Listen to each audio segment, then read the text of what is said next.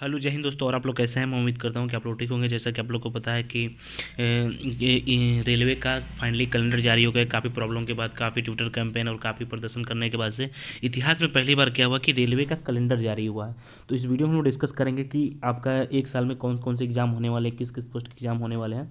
तो उस चीज़ को बहुत अच्छे से डिस्कस किया जाएगा। जैसा कि ALP और टेक्नीशियन की जो फाइनल फॉर्म कब से स्टार्ट होगा, एग्ज़ाम कब होगा, उसके बारे में हम लोग आगे डिस्कस करेंगे। देखिए, जैसा कि आपका हर साल बोला गया है कि इस बार, जैसा कि बोला गया है कि जिस टाइम पीरियड में इस बार एग्ज़ाम हो रहा है, ठीक उसी टाइम पीरियड में आपका नेक्स्ट ईयर में भी एग्ज़ाम होगा। जनवरी और मार्च के बीच में क्या है, आपका ALP की वैकेंसी आ जाएगी। और उसके बाद से क्या है, LP का नोटिफिकेशन अभी आ चुका है, तो उसके बारे में हम लोग बहुत अच्छे से डिस्कस करेंगे।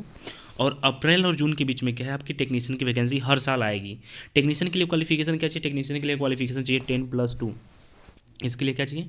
टेक्नीशियन के लिए चाहिए आपको, इसके लिए चाहिए 10+2। ठीक है, 10+2 चाहिए। ALP के लिए क्या चाहिए? अगर कोई डिप्लोमा किया है या ITI किया है, ठीक है, ITI किया है तभी भी ये इसके लिए हो सकता है, मतलब एलिजिबल हो सकता है। ठीक है। तो मैं उम्मीद करता हूँ कि ये चीज़ आपको क्लियर हो गया होगा। यहाँ से एक सेकेंड। हम्म, तो ये चीज़ हो गया है। बाकी जुलाई से सितंबर के बीच में क्या है, आपका NTPC आएगा। NTPC आपका दो फेज़ में आएगा। NTPC जो है आपका दो फेज़ में आएगा। एक तो आपका इसमें रहेगा ग्रेजुएशन, जो बच्चे ग्रेजुएशन कर चुके हैं उनके लिए NTPC का रहेगा। और जो बच्चे ग्रेजुएशन 10+2 की हैं वो दोनों, यानी कि जो ग्रेजुएशन कर लिया उनके लिए भी NTPC का फॉर्म भर सकते हैं, और जो 10+2 करें उनके लिए भी NTPC का फॉर्म भर सकते हैं। यानी कि सबका अलग अलग पोस्ट रहेगा, अलग अलग सिलेबस रहेगा, अलग अलग एलिजिबिलिटी रहेगी। ठीक है, तो ये चीज़ यहाँ से क्लियर हो गया।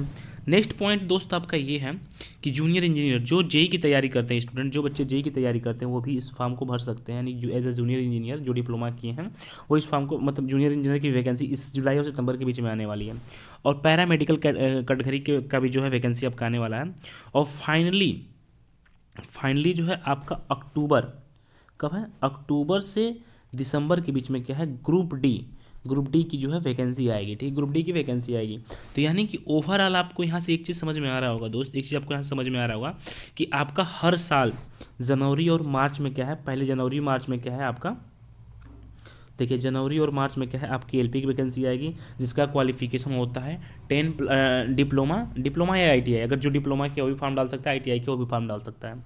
नेक्स्ट अप्रैल और जून में के बीच में क्या, टेक्नीशियन की वैकेंसी आएगी, जो कि 10+2 होता है। 10+2 वाले बच्चे जो होते हैं, 10+2 वाले बच्चे टेक्नीशियन के एज ए फॉर्म भर सकते हैं।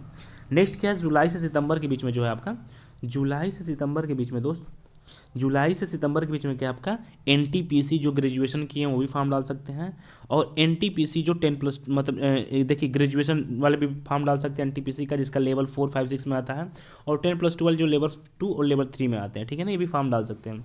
जूनियर इंजीनियर का वैकेंसी जुलाई सितंबर में जो देखने को मिलेगा, और पैरामेडिकल कैटेगरी की वैकेंसी जुलाई सितंबर में देखने को मिलेगा। अक्टूबर और दिसंबर के बीच में क्या है आपका ग्रुप डी की वैकेंसी देखने को मिलेगा।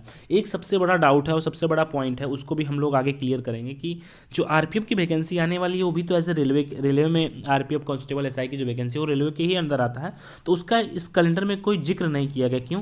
तो इसके ये भी सबका डाउट है और उसके लिए काफ़ी अभी बातचीत चल रही है। तो हो सकता है कि उसको एक अलग से रेलवे नोटिफिकेशन निकालें, लेकिन इस कैलेंडर में कांस्टेबल और RPF का वो वैकेंसी क्लियर नहीं है। तो ये भी हो सकता है कि वो हर साल वैकेंसी ना दे कांस्टेबल SI का, शायद एक ही बार दें। तो ये भी रीजन हो सकता है कि उन्होंने कैलेंडर में इंक्लूड नहीं किया। ठीक है, बहुत बहुत सी रीजन हो सकते हैं, बट अभी कुछ क्लियर नहीं किया जा सकता जैसे जब तक कुछ ऑफिशियल कंफर्म ना हो जाए तब। ठीक है। और दूसरी बात यह है कि आपको यहाँ चीज़ समझ में आ गया होगा।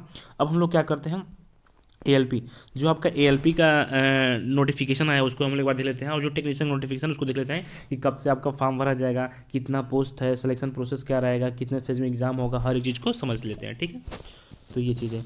ये देखिए आपका है एक सेकेंड, हाँ ALP, देखिए ये आपका ALP का नोटिफिकेशन है, जो कि फाइनली आपका जो देखिए ALP, एक सेकेंड दोस्त, एक सेकेंड रुक जाइए आप लोग। हाँ, ये क्या है आपका ALP का है। ALP की वैकेंसी जो कि नोटिफिकेशन था, जो समथिंग आपका 5,000 समथिंग पोस्ट पर वैकेंसी आई हुई है। इसमें क्या है आपका जो फॉर्म का लास्ट डेट है 19/2/2024 का है। फॉर्म का जो आपका लास्ट डेट है, फॉर्म का लास्ट डेट कब है, 19/2/2024। ठीक है, 19/2/2024 को आपका फॉर्म का लास्ट डेट है। CBT 1 जो है आपका जून से अगस्त के बीच में हो जाएगा। कब होगा?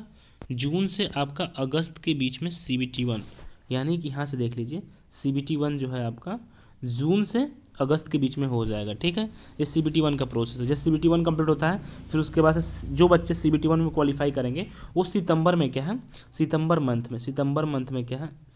में क्या है वो CBT सेकेंड दे लेंगे। और CBT सेकेंड देने के बाद से क्या है आपका नवंबर में एप्टीट्यूड टेस्ट हो जाएगा। फिर जो बच्चे शॉर्ट लिस्टेड हो जाएंगे तो नवंबर दिसंबर में उनको क्या है डॉक्यूमेंट वेरिफिकेशन हो जाएगा। यही साइकिल आपका हर साल चलता रहेगा। ये ऑफिशियल नोटिस है ALP की तरफ से। ठीक है, तो आपका ALP कंफर्म हो गया। अब हम लोग टेक्नीशियन के बारे में देख लेते हैं। एक सेकेंड, टेक्नीशियन, हाँ, जो आपकी टेक्नीशियन की वैकेंसी है वो क्या है, आपकी टेक्नीशियन की वैकेंसी आएगी फरवरी में, और लास्ट एप्लीकेशन जो होता है मार्च या अप्रैल में एप्लीकेशन आपका स्टार्ट हो जाएगा। कंप्यूटर बेस्ड जो आपका एग्जाम होगा वो अक्टूबर से 9 दिसंबर के बीच में होगा, यानी कि अक्टूबर से दिसंबर के बीच में कंप्यूटर जो अक्टूबर एंड दिसंबर के बीच में क्या है आपका एग्जाम हो जाएगा, CBT एग्जाम हो जाएगा। फिर जो बच्चे शॉर्ट लिस्टेड हो जाएंगे उनका फरवरी 2025 में डॉक्यूमेंट वेरिफिकेशन होगा।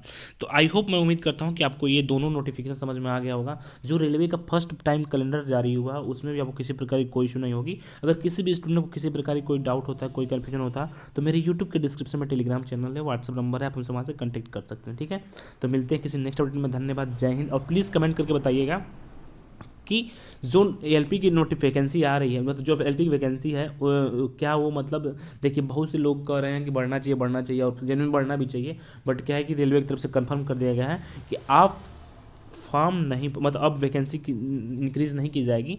और आप जो लोग भी फॉर्म नहीं भरें प्लीज़ वो एक बार अपना फॉर्म भर लीजिए और जोन देख लीजिए, जिस जोन में जिस तरीके से आपको कंफर्टेबल लगता है उस जोन में आप फॉर्म को फिल कर सकते हैं। अगर आपको किसी प्रकार की कोई डाउट हो, कोई क्वेरी हो, तो मेरे यूट्यूब डिस्क्रिप्शन टेलीग्राम चैनल है, व्हाट्सअप नंबर है, आप हमसे वहाँ से कॉन्टैक्ट कर सकते हैं। ठीक है, तो मिलते हैं नेक्स्ट अपडेट में। धन्यवाद, जय हिंद।